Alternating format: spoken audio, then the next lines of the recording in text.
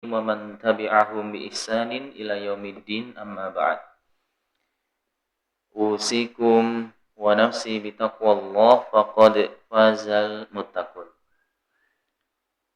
Alhamdulillah, kembali kita bersyukur kepada Allah Subhanahu wa taala biqauli alhamdulillah au alhamdulillahilladzi bi ni'matihi tatimmus shalihat.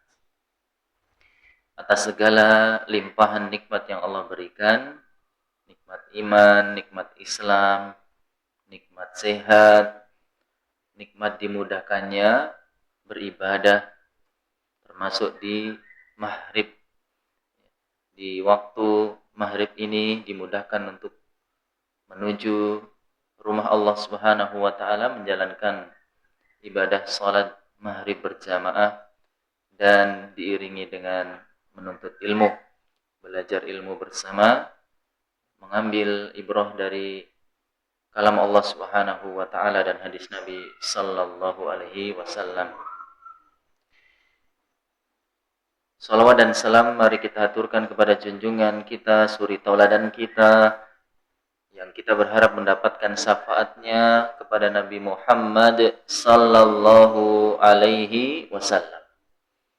Semoga Allah memberikan taufik kepada kita untuk bisa mengikuti beliau dengan baik sampai akhir hayat, kemudian mendapatkan syafaat beliau di yaumul qiyamah kelak dan dikumpulkan bersama beliau di surganya Allah Subhanahu wa taala. Amin ya rabbal alamin. Jamaah rahimani wa rahimakumullah. Di dalam Al-Qur'an banyak menyebutkan keutamaan orang-orang yang bertakwa. Bahkan di awal Al-Quran setelah Allah menyebutkan suratul Fatihah. Berarti setelah surat Al-Fatihah surat apa Bapak Ibu? Surat apa Pak? An-Nas. Cepat selesai toh Pak. Kalau habis Al-Fatihah An-Nas seneng banget ya Pak ya. Selesai khatamnya cepat. Ya, setelah surat Al-Fatihah surat apa Pak? Surat Al-Baqarah. Ya, yang berarti sapi betina. Termasuk ya, surat-surat yang banyak menyebutkan ya, tentang kisah-kisah Bani Israel. Di dalam awal surat Al-Baqarah Allah berfirman, Alif Lam Mim Dzalikal kitabu la raiba fih. Lanjutannya Bapak. Hudal lil muttaqin. Nah, di awal-awal sudah disebutkan bahwasanya kitab Al-Quran adalah tidak ada keraguan di dalamnya. Hudan sebagai petunjuk. Lil muttaqin bagi orang-orang yang bertakwa. Jadi yang bisa mengambil petunjuk Al-Quran itu siapa? Orang-orang yang bertakwa. Bahkan yang mendapatkan kemenangan di akhirat adalah orang yang bertakwa. Banyak disebutkan di dalam Al-Quran, di antaranya surat An-Naba. Innal muttaqina mafaza. Inna, sesungguhnya al-muttaqin, orang-orang yang bertakwa, mafaza, adalah orang-orang yang akan mendapatkan kemenangan. Kemenangan di akhirat, mendapatkan surganya Allah Subhanahu wa taala. Begitu juga di dalam Al-Qur'an banyak Allah menyebutkan ciri-ciri orang-orang yang bertakwa. Ciri-ciri orang yang bertakwa. Banyak, tidak hanya satu tempat. Banyak tempat, di antaranya yang kita akan kaji di sore hari ini, di petang hari ini adalah di mana Allah Subhanahu wa taala mensifati, menyebutkan ciri-ciri orang yang bertakwa. Di dalam firman Allah surat Ali Imran. Surat yang keberapa surat Ali Imran? Surat yang berapa? Hitung dulu, Pak. 1 Al-Fatihah, 2 Al-Baqarah, 3 Ali Imran. Di surat yang ketiga. Ya. Surat yang ketiga, ayat yang ke-133 sampai 136. Ya. Monggo kalau mau dibuka di halaman 67. Ya. Surat Ali Imran di juz yang keempat. Dari ayat yang ke-133 sampai 136. A'udzu billahi minasy syaithanir rajim. Wasari'u ila maghfiratin mir rabbikum wa jannatin 'arduhas samawati wal ardu u'iddat lil muttaqin. Wasari'u, dan bersegeralah kalian ila, menuju kepada maghfiratin, ampunan, mir rabbikum, dari Rabb kalian. Siapa Rabb kalian? Allah Subhanahu wa taala. Wa jannatin, dan bersegeralah kalian menuju surga. Arduha, yang luasnya, as-samawat, seluas langit-langit. Disebutkan jamak karena langit ada berapa lapis, Pak? 7 lapis. Wal ardu, sedangkan bumi cuma disebutkan dalam bentuk tunggal.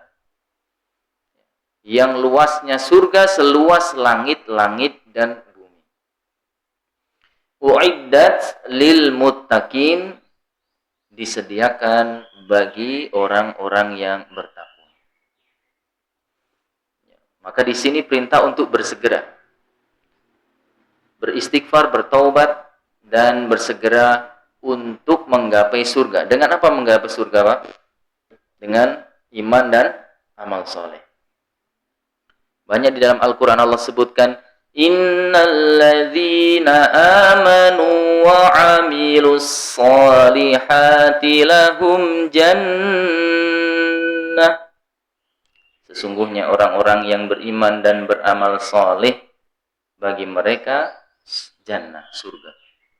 Terkadang disebutkan dalam bentuk jamak jannat, surga-surga. Ya, karena surga itu bertingkat-tingkat. Ya. Disediakan bagi orang-orang yang bertakwa.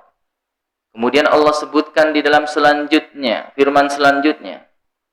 Tadi di ayat yang ke-133. Kemudian Allah menyebutkan ciri-ciri dari orang-orang yang bertakwa. Di ayat yang selanjutnya, 134. Alladzina yunfikuna fis sarra'i wad-dharra, yaitu orang-orang yang menginfakkan hartanya fisarra, di waktu lapang, wad-dharra, dan di waktu sempit. Nah, ciri orang yang bertakwa, orang yang menginfakkan hartanya di waktu lapang maupun di waktu sempit. Ustaz, bagaimana kalau saya cuma cukup untuk memenuhi kebutuhan keluarga? Maka niatkanlah untuk menginfakkan untuk keluarga, anak, istri. Itu adalah orang yang paling utama untuk diberikan infak, diberikan nafkah. Tapi Ustaz, saya ingin berinfak selain itu kepada orang lain, bisa tidak? Sedangkan harta saya cukup untuk menafkahi keluarga saja. Jawabannya Bapak, bisa tidak? Bisa. Jadi jalan infak itu tidak hanya dengan harta, tapi Nabi Shallallahu Alaihi Wasallam juga bersabda, tabassumuka, senyummu, fi wajhi akhika, di hadapan saudaramu, nilainya adalah sedekah. Senyummu di hadapan saudaramu nilainya adalah sedekah. Bukankah seseorang membantu dengan pikirannya, membantu dengan tenaganya juga sedekah. Jadi orang berinfak tidak terbatas dengan harta.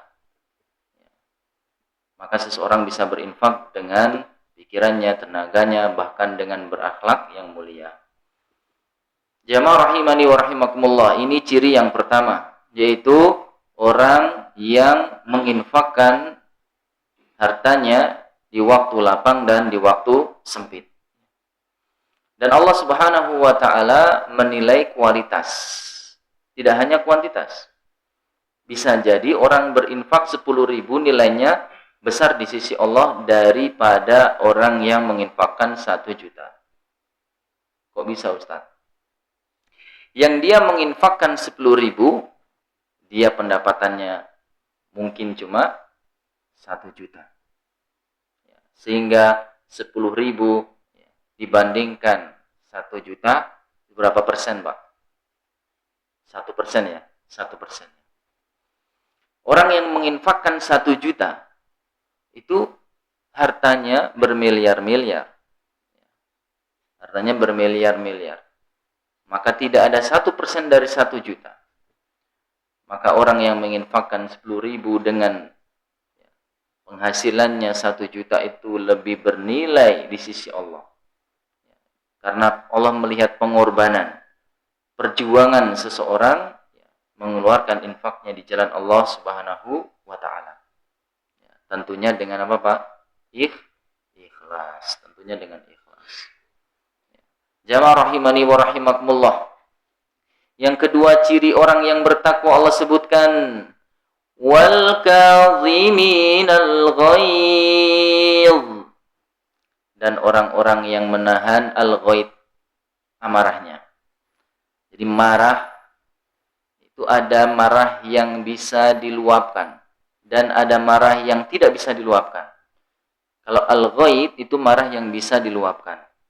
Contoh, seorang pimpinan memarahi anak buahnya. Mampu nggak, Pak? Untuk meluapkan amarahnya mampu? Ya, mampu, dia punya kuasa. Tapi kalau seorang bawahan marahin pimpinannya, ya tak pecat. Nggak mampu dia. Jadi orang yang mampu menahan amarahnya di saat dia mampu untuk meluapkan, itu al-ghaidh. Kadhiminal ghaidh. Sebagaimana hadis Nabi sallallahu alaihi wasallam, "Man kadhama ghaidha fa in wa huwa qadirun." Barang siapa yang dia menahan ghaidh, marah, sedangkan dia mampu ayun fidahu, untuk meluapkannya, da'ahullahu, maka Allah memanggil dia yaumal qiyamah, di hari kiamat, ru'usal khalaik, di hadapan para makhluk, untuk memberikan pujian. Jadi Nabi sallallahu alaihi wasallam juga menggunakan ghaid. Karena terkadang Nabi juga menggunakan lafaz ghadab. Tapi kalau ghaid itu amarah yang bisa diluapkan. Nah, amarah yang bisa diluapkan saja diperintahkan untuk ditahan. Apalagi amarah yang tidak bisa diluapkan. Amarah ayah kepada anaknya, termasuk bisa diluapkan nggak, Pak? Bisa. Amarah suami kepada istri, bisa? Apa tergantung? Ustaz, saya itu kalau di luar garang, kalau di rumah, ya, karena saya termasuk di dalam anggota ISTI, Ikatan Suami Takut Istri. Ya. Jadi marah yang bisa diluapkan itu diperintahkan untuk ditahan, dan itu ciri orang yang bertakwa. Jamaah rahimani wa rahimakumullah, banyak keutamaan menahan amarah. Nabi sallallahu alaihi wasallam bersabda kepada seseorang, la taghdab. La taghdab, la taghdab. Berulang kali. Jangan marah, jangan marah, jangan marah. Dalam riwayat yang lain, la taghdab walakal jannah. Jangan marah, maka engkau akan mendapatkan surga. Banyak sekali keutamaan menahan amarah. Ustaz, bagaimana kalau kita sedang marah? Maka Nabi Sallallahu Alaihi Wasallam sudah memberikan solusinya. Ketika seseorang marah, maka yang pertama dia lakukan apa, Pak? Isti'adzah. Meminta kepada Allah perlindungan dari godaan syaitan. Innal ghadaba minasyaiton. Sesungguhnya marah itu dari syaitan. Maka dia isti'adzah, minta pertolongan Allah Subhanahu wa taala. Marah, a'udzubillahi minasyaitonir rajim. Kemudian jangan banyak bicara, diam. Kalau marah, diam. Kemudian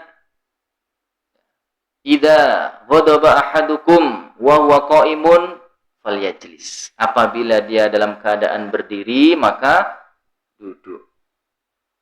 Kalau belum reda, falyatadajji, maka hendaklah dia berbaring. Kalau duduk belum reda, maka berbaring. Kemudian kalau berbaring masih marah, berwudu. Berwudu. Nabi Sallallahu Alaihi Wasallam bersabda, Innal ghadaba minasyaiton, wa inna syaitana khuliqa minan nar. Sesungguhnya marah itu dari syaitan, dan syaitan itu diciptakan dari api. Wa khalaqal janna min marijim min nar. Dan jin itu diciptakan dari nyala api. Kemudian Nabi Shallallahu Alaihi Wasallam melanjutkan, innaman naru tudfa'u bil ma. Hanyalah sesungguhnya api itu dapat dipadamkan dengan air.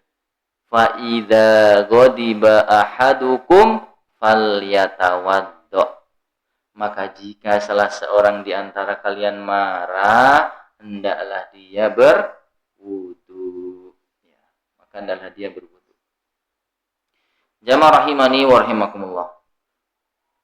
Kemudian ciri yang ketiga, masih di dalam ayat yang ke-134. Wal 'afina 'anil nas. Dan orang-orang yang memaafkan kesalahan orang lain. Dan orang-orang yang memaafkan kesalahan orang lain. Berat tidak, Pak? Berat. Karena tabiatnya manusia itu suka membalas. Diteni. Jadi orang didolimi itu pengennya membalas. Itu tabiat manusia, ya, Pak. Dan membalasnya tidak sama. Lebih berat. Dicela, misal jelek, yang balasnya bukan cuma jelek. Jelek plus bodoh. Jadi pasti ada lebihnya. Dipukul sekali, pengennya balas 2 kali, dan seterusnya. Itu tabiat manusia. Maka banyak ayat-ayat yang memerintahkan kita untuk memaafkan. Sebenarnya, Pak, kalau memaafkan itu sebenarnya kita berbuat baik pada diri kita sendiri. Orang yang memendam amarah untuk membalas, itu hatinya nggak akan tenang. Sebelum membalas mesti pikiran terus. Bahkan tidur saja tidak akan tenang, tidak akan nyenyak. Karena hatinya itu belum bersih. Hatinya masih dipenuhi dengan amarah dari setan. Sehingga dia pengen melampiaskan itu. Maka kalau kita memaafkan, biar yang membalas Allah Subhanahu wa taala. Udah, saya maafkan aja. Maka sebenarnya itu untuk kebaikan hati kita sendiri. Sehingga hati kita tenang, enggak banyak memikirkan orang lain. diri sendiri saja banyak yang dipikirkan, malah memikirkan orang lain. Jamaah rahimani wa rahimakumullah. Banyak ayat yang memerintahkan kita menjadi seorang pemaaf. Di dalam surat An-Nur ayat 22 Allah Subhanahu wa taala berfirman, "Wal ya'fu wal yasfahu." Maafkanlah kesalahan orang dan berlapang dadalah. Ala tuhibbuna ayyaghfirallahu lakum. Tidakkah kalian mau Allah mengampuni kesalahan kalian? Wallahu ghafurun rahim. Dan Allah itu zat yang maha pengampun, maha pengasih. Maka orang yang ingin diampuni oleh Allah, maka dia hendaknya memberikan maaf kepada kesalahan orang. Jamaah rahimani wa rahimakumullah. Dalam surat Al-A'raf Allah berfirman, khudil afwa. Jadilah pemaaf. Kemudian Allah berfirman juga di dalam surat Asy-Syura, faman afa, barang siapa yang mau memaafkan, wa aslaha, dan justru dia memperbaiki hubungan, dizalimi tetangga malah dikasih hadiah, itu dia memaafkan dan aslaha, memperbaiki hubungan. Apa kata Allah? Fa'ajruhu Allah. Maka pahala yang besar menanti dia di sisi Allah Subhanahu wa taala. Jamaah rahimani wa rahimakumullah. Nabi sallallahu alaihi wasallam juga bersabda, "Waghfiru, maafkanlah kesalahan orang. Yaghfirillahu lakum, maka Allah akan memaafkan, mengampuni kesalahan kalian." Dan masih banyak lagi hadis dan ayat-ayat yang menjelaskan tentang perintah memaafkan kesalahan orang. Jamaah rahimani wa rahimakumullah. Ini ciri yang keberapa, Pak? Ciri yang keempat. Ciri yang kelima. Wallahu yuhibbul muhsinin. Dan Allah mencintai orang-orang yang berbuat ihsan. Maka orang yang bertakwa cirinya adalah orang yang ihsan. Yang berbuat ihsan. Ihsan itu ada dua. Ihsan kepada Allah dan ihsan kepada sesama. Ihsan kepada Allah itu apa, Ustaz? Sebagaimana hadis Jibril. Ketika Jibril bertanya kepada Nabi sallallahu alaihi wasallam di dalam hadis Jibril, hadis yang kedua di dalam Arba'in Nawawi, "Fa'akhbirni anil ihsan." Wahai Nabi Muhammad, kabarkanlah kepadaku apa itu ihsan. Nabi menjawab, anta'budallaha ka'annaka tarahu. Fa illam takun tarahu fa innahu yaraka. Engkau beribadah seolah-olah engkau melihat Allah. Dan jika engkau tidak melihat Allah, maka yakinlah bahwasanya Allah melihatmu. Nah, ini disebut dengan ihsan kepada Allah. Atau juga bisa disebut muraqabah, merasa diawasi oleh Allah di dalam ibadah. Maka sholat di masjid yang dicari bukan pujian orang, bukan pandangan orang, tapi dia yakin dia sholatnya di masjid Allah yang mengawasi.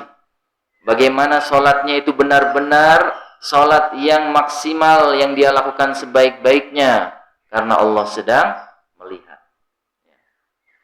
Bukan orang yang di rumah sholatnya cepat-cepat, sedangkan di masjid khusyuknya luar biasa. Kadang di masjid takbir saja bisa berulang kali, Pak.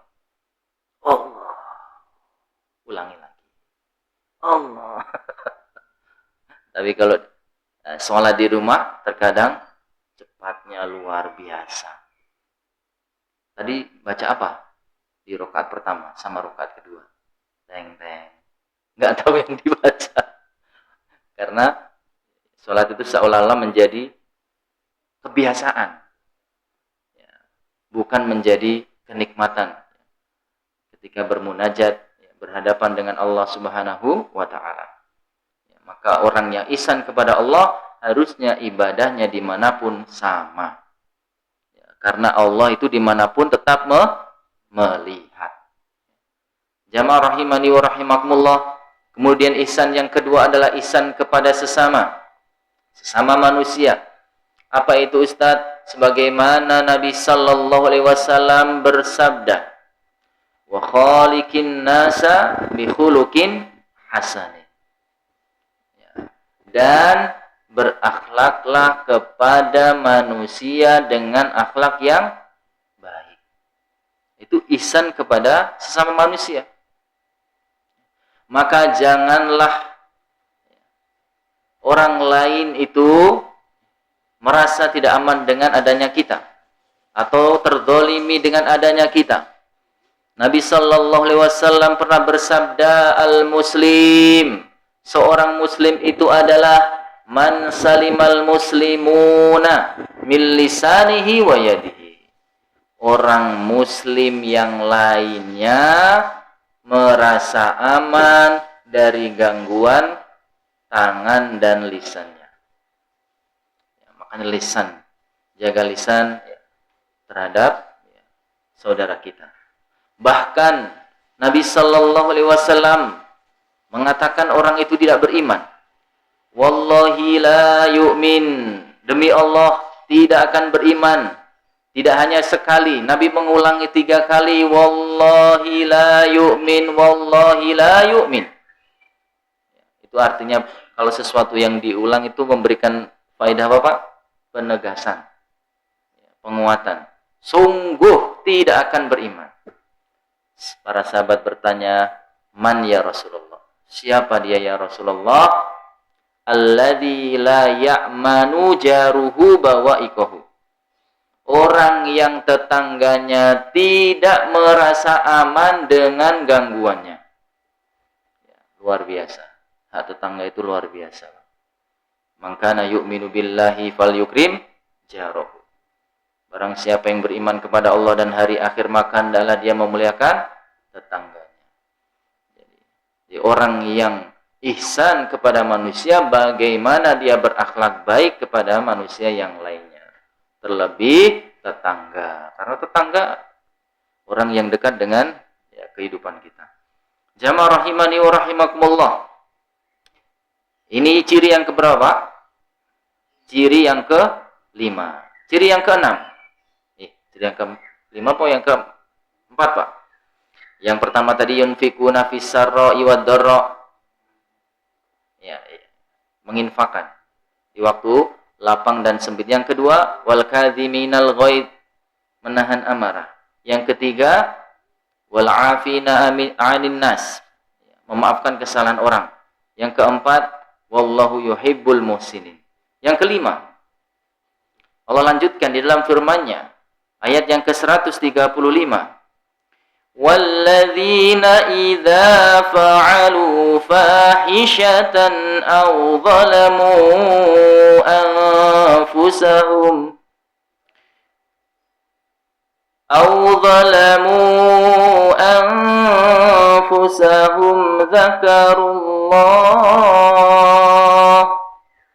ذَكَرُوا اللَّهَ فَاسْتَغْفَرُوا لِذُنُوبِهِمْ وَمَنْ يَغْفِرُ الذُّنُوبَ إِلَّا اللَّهُ وَلَمْ يُصِرُّوا عَلَى مَا فَعَلُوا وَهُمْ يَعْلَمُونَ.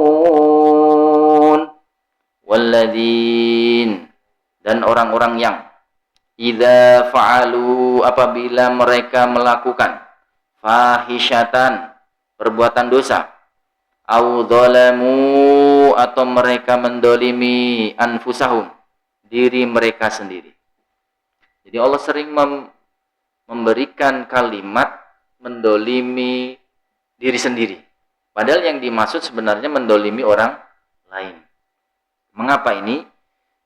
Karena hakikatnya seseorang ketika mendolimi orang lain, itu dia mendolimi dirinya sendiri.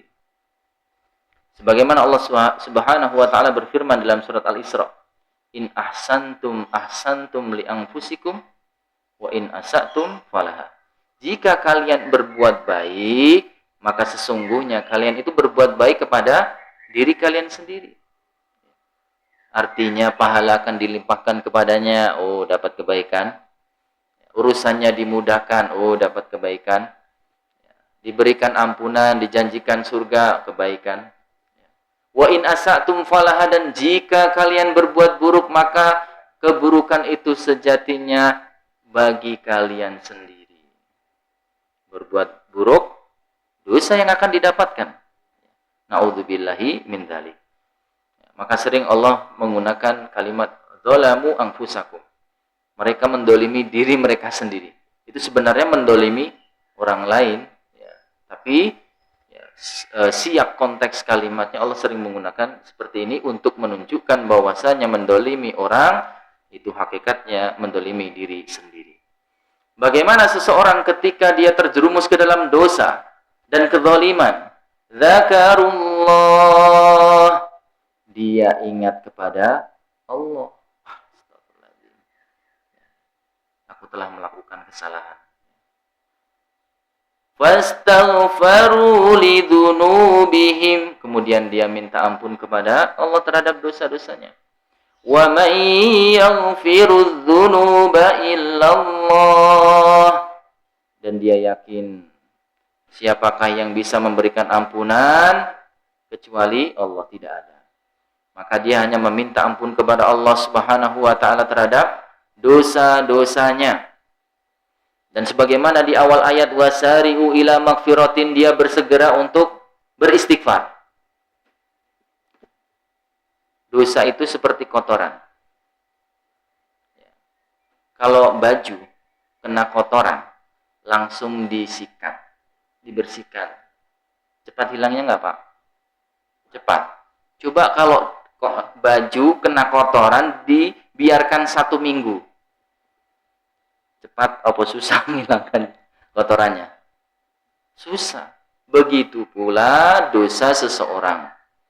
Kalau seseorang berdosa langsung segera minta ampun kepada Allah, maka Allah akan memberikan ampunan kepada dia.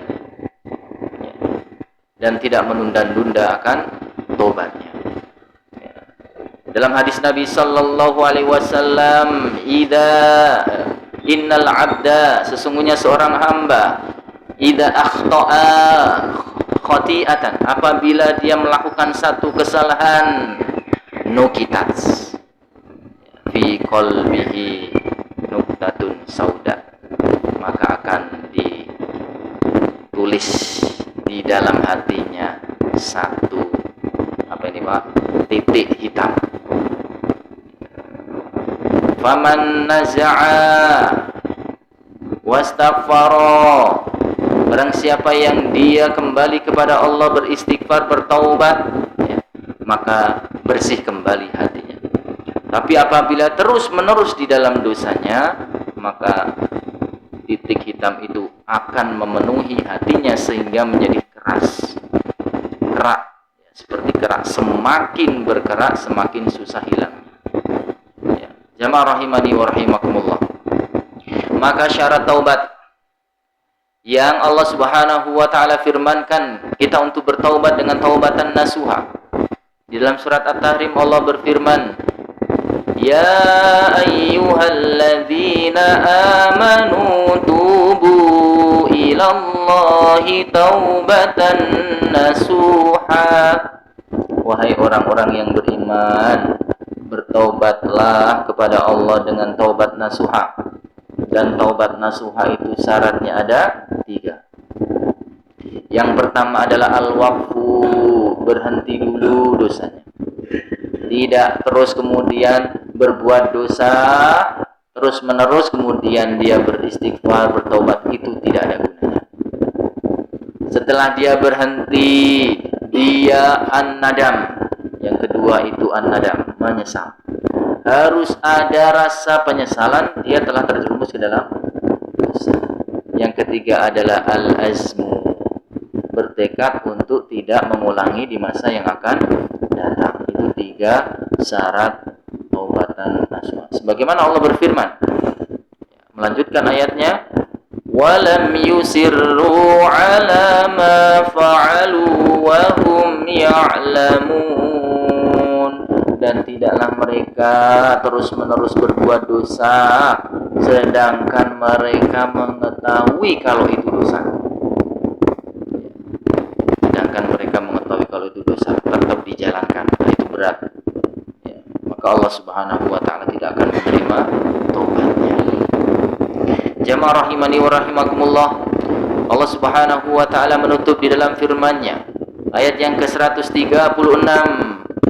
Ulaika jazaohum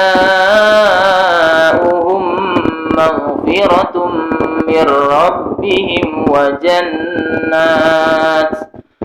jannatun tajri min tahtihal anharu khalidina fiha wa ni'ma ajrul amilin. Ulaika, mereka itulah, jazaohum, akan mendapatkan balasan, maghfiratun, ampunan Allah Subhanahu wa taala, mir rabbihim, dari Rabb mereka yaitu Allah, wa jannat, dan surga-surga, tajri min tahtiyal anhar, yang mengalir di bawahnya sungai-sungai. Wa ni'ma ajrul amilin, dan surga itu adalah sebaik-baik balasan bagi orang yang beramal. Jadi surga itu luar biasa kenikmatannya, Pak. Kita membayangkan apa saja yang nikmat tidak akan sampai kepada kenikmatan surga. Allah berfirman di dalam hadis qudsi, a'datu li ibadiyas sholihin, aku siapkan bagi hamba-hambaku yang saleh, mala ainun ra'at, apa yang tidak pernah dilihat oleh mata, wala uzunun sami'at, dan apa yang tidak pernah didengar oleh telinga, wala khatara ala qalbi bashar, dan apa yang tidak pernah terbesit di dalam hati manusia. Maka tidak pernah seseorang akan bisa memikirkan dengan hakikat kenikmatan yang ada di dalam surga, tidak akan bisa. Jamaah rahimani wa rahimakumullah. Maka surganya Allah Subhanahu wa taala akan diraih bagi orang-orang yang bertakwa. Ustaz, masuk surga itu kan karena rahmat Allah ya, Ustaz? Iya, karena rahmat Allah. Berarti kita nggak usah beramal aja. Yang penting kan kita berdoa mendapatkan rahmat Allah. Benar tidak seperti ini, Pak? Orang hanya mengharapkan rahmat Allah saja. Dia tidak melakukan amal soleh. Entah apa alasannya. Terkadang orang itu kalau sudah ikut-ikutan thariqat, Ustaz, saya itu sudah mencapai tingkatan hakikat ma'rifat. Ya. Enggak sholat. Kalau ditanya sholat Jumat di mana? Di Mekah. Loh, itu jasadnya di sini. Iya, jasad saya di sini. Rogo sukmo saya. Rogo sukmo saya salatnya di Mekah. Nauzubillah min dzalik. Jamaah rahimani rahimakumullah. Masuk surga itu memang benar dengan rahmat Allah, bukan dengan amal kita. Kenapa? Karena amal kita tuh enggak sebanding dengan kenikmatan surga. Enggak head to head. Enggak sama, enggak sebanding. Kalau orang itu beramal kemudian dapatnya surga itu enggak sebanding. Maka masuk surga dengan rahmatnya Allah. Tapi yang mendatangkan rahmatnya Allah adalah amal soleh kita. Jadi yang mendatangkan rahmatnya Allah adalah amal soleh kita. Sedangkan Allah Subhanahu wa ta'ala akan merahmati orang yang beramal soleh dan memasukkan ke dalam surganya Allah Subhanahu wa ta'ala. Jamaah rahimani wa rahimakumullah. Maka kita berdoa, Allahumma ja'alna minal muttaqin. Semoga kita termasuk orang yang bertakwa. Waghfir dunubana. Semoga Allah mengampuni dosa-dosa kita. Wa adkhilnal jannah.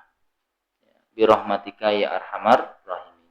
Dan semoga Allah menjadikan kita termasuk orang yang dimasukkan ke dalam surga dengan rahmatnya Allah, ya, Wahidat yang Maha Penyayang. Jamaah rahimani wa rahimakumullah. Ya, ada pertanyaan nggak, Pak? Tidak ada. Ini ada 4 buku, Pak. Siapa yang bisa menjawab ya, Pak ya? Ibu-ibu 2, bapak-bapak 2 ini. Salah puasa, sifat sholat Jumat, sholat berjamaah, ini berarti buat ibu, bapak-bapak aja nih, sholat Jumat, sholat berjamaah. Ya,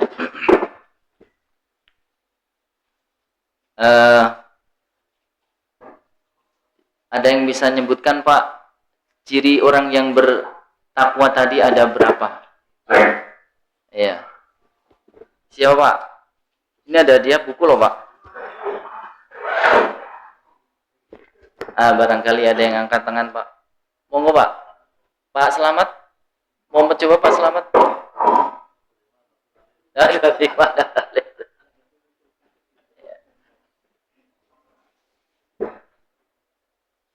Ada berapa, Pak? Ada coba ada yang angkat tangan, Pak. Ada hadiahnya loh, Pak. Ya dicoba dulu, Pak, walaupun nggak komplit. Iya, Pak. Itu Pak ada di belakang, Pak. Pak Tri. Monggo, Pak Tri. Ada berapa, Pak Tri? Oh, sebutkan, Pak. Berinfak di waktu, Masya Allah. Yang kedua,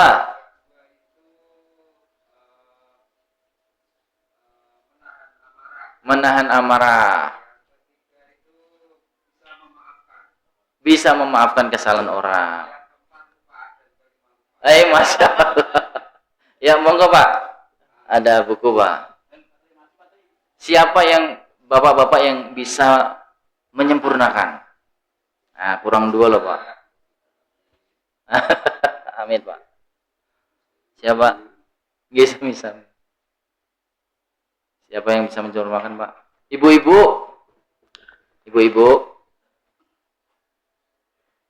Ibu-ibu nyatet apa enggak, Bu?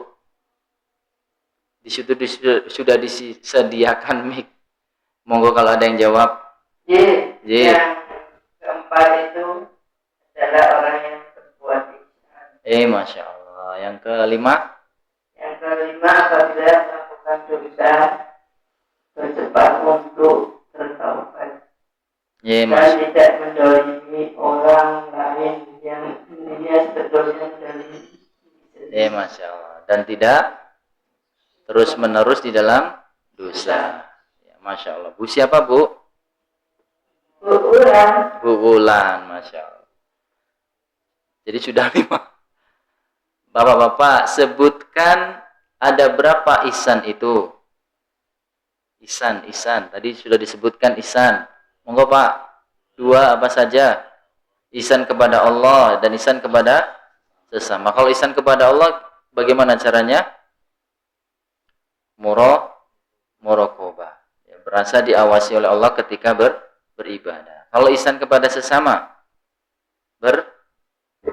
berakhlak yang mulia. Masya Allah. Monggo, Pak. Ibu-ibu, syarat taubat. Ini tinggal 1 buku ya, Bu. Syarat taubat, Bu. Taubatan nasuha tadi disebutkan ada berapa, Bu? Bu? Ada 3. Yang pertama? Berhenti dari perbuatan dosa. Terus yang kedua? Menyesal an-nadam. Terus yang ketiga? Masya Allah. Ya. Ibu siapa, Bu? Bu Ani. Bu Ani. Ini Pak Sus. Bu Ulan sama Bu Ani. Ya, bukunya cuma ada 4. Buat bapak-bapak 2, ibu-ibu 2. Sampai di sini, Pak, ada yang ditanyakan? Kalau tidak ada ya alhamdulillah.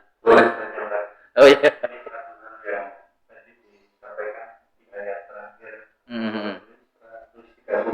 Ya. Bangun yang Lampung ya. Yang saya tanyakan ini, mereka itu mengetahui dosa-dosanya. Dosa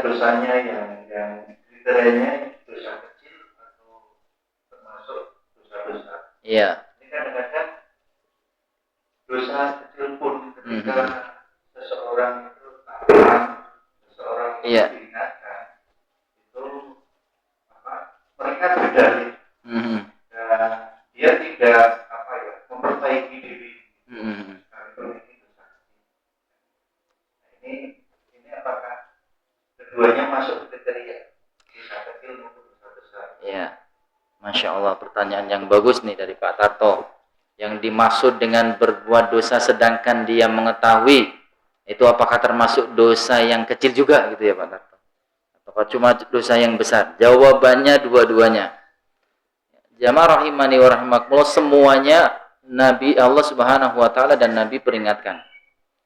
Nabi SAW bersabda tentang dosa kecil.